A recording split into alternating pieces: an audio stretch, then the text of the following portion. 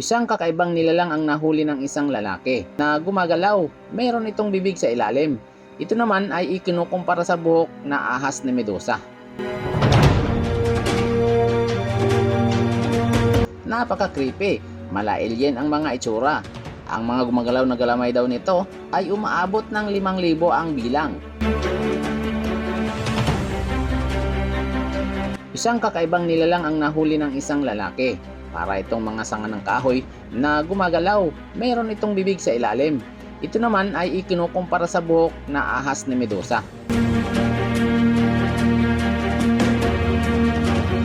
At ito ay para talagang halaman. Pero nung dumaan ang isang maliit na isda ay bigla itong bumaluktot at natrap ang isda. Mayroon ding kulay orange. Napaka-creepy, mala-alien ang mga itsura. Ang mga gumagalaw na galamay daw nito ay umaabot ng 5,000 ang bilang at kayang humaba ng 1 metro.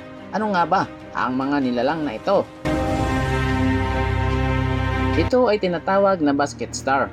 Mukhang mapanganib tingnan pero ang totoo, ito po ay harmless. Matatagpuan sila sa iba't ibang panig ng mundo, partikular na sa cold to warm waters mula northern hanggang southern hemisphere sa lalim na up to 1,800 meters. Isa itong invertible, ibig sabihin wala silang backbone.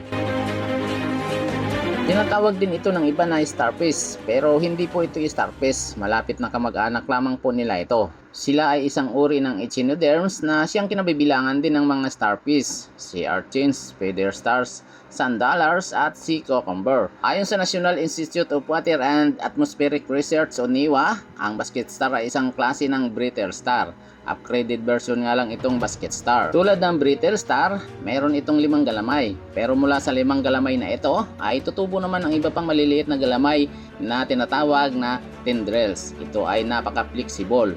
Ayon sa Monterey Bay Aquarium, kayang lumaki ng basket star ng hanggang 75 cm kung naka-extend ang kanilang mga galamay.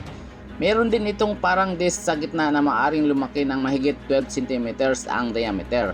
Dito matatagpuan ang kanilang internal organs at kanilang bibig. Ang kanilang libu-libong galamay ay mayroong microscopic hooks na siyang naglalabas ng sticky mucus na nakakatulong mapadali ang pagkuha nila ng pagkain. Ang kanilang sticky hooks ang isa ring faktor kung bakit kaya nilang manatili at dumikit sa mga skunks at corals. Kabilang sa kanilang kinakain ay ang zooplankton, maliliit na crustaceans, jellyfish at ibang maliliit na hayop. Ang mga basket star ay dumidepende sa current ng tubig para makakain. At kakaiba rin ang kanilang technique.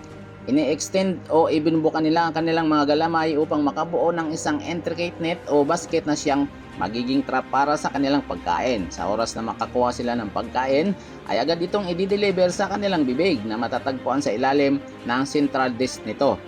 Mas aktibo sila sa gabi. Sa umaga, ay kadalasang nagtatago lang sila sa mga corals na nakatiklop. Kapag nakaramdam ng panganib, ibinabaluktot nila ang kanilang mga tendrils. May kakayahan silang mabuhay sa loob ng hanggang 35 years. At alam mo ba, wala silang anus o puwet, kaya iniluluwa lamang nila ang anumang remains sa kanilang bibig matapos ang proseso ng digestion. Bukod pa dito, meron din silang kakayahan na kung tawagin ay regeneration. Ito ay isang proseso kung saan ang naputol na parte ng katawan ay kusang tumutubo na halos kapareho o almost identical sa original structure nito.